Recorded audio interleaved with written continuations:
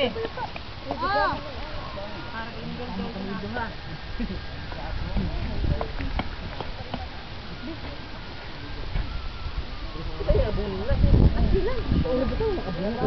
San Agustin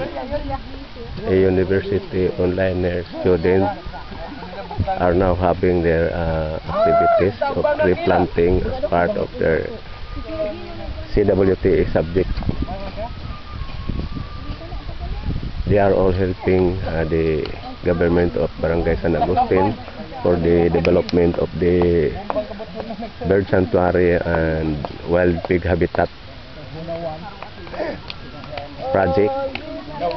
as one of the tourist destination of this barangay and the municipality of Talibon as well. This project is a joint project of the municipality and the barangay San Agustin as one of the tourist destination here in Talibon and San Agustin